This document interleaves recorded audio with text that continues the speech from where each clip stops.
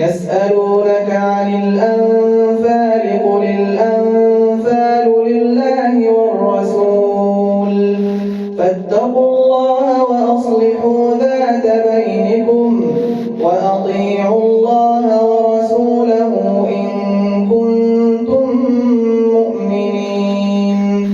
إنما المؤمنون الذين إذا ذكر الله وجلت قلوبهم وإذا تليت عليهم آياته زادتهم إيمانا وعلى ربهم يتوكلون.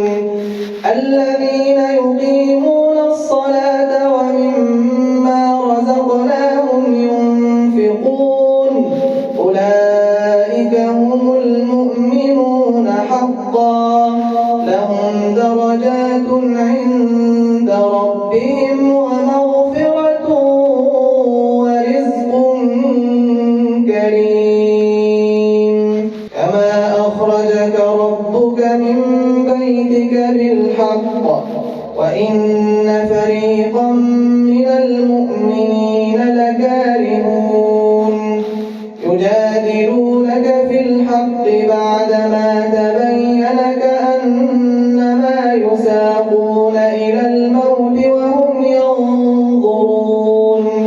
وإذ يعدكم الله إحدى الطائفتين أنها لكم وتودون أن غير ذات الشوكة تكون لكم ويريد الله أن يحق الحق بكلماته ويقطع دابر الكافرين ليحق الحق ويبطل الباطل ولو كره المجرمون.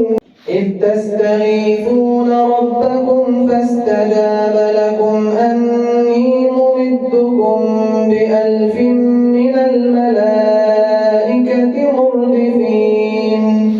وما جعله الله إلا بشرى ولتطمئن به قلوبكم وما النصر إلا من عند الله إن الله عزيز حكيم.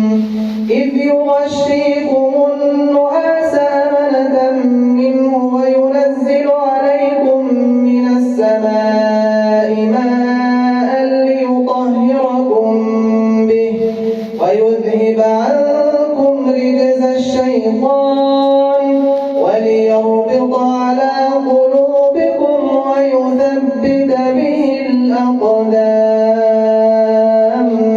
إذ يوحي ربك إلى الملائكة أني معكم فثبتوا الذين آمنوا سألقي في قلوب الذين كفروا الرعب فاضربوا فوق الأعناق واضربوا منهم كل بنان ذلك بأنهم شاقوا الله ورسوله ومن يشاقق الله ورسوله فإن الله شديد العقاب.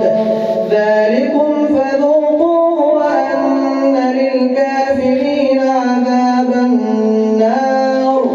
يا أيها الذين آمنوا إذا لقيتم الذين كفروا زحفا فلا تولوهم الأدبار ومن يولهم يومئذ دبره إلا متحرفا لقتال أو متحيزا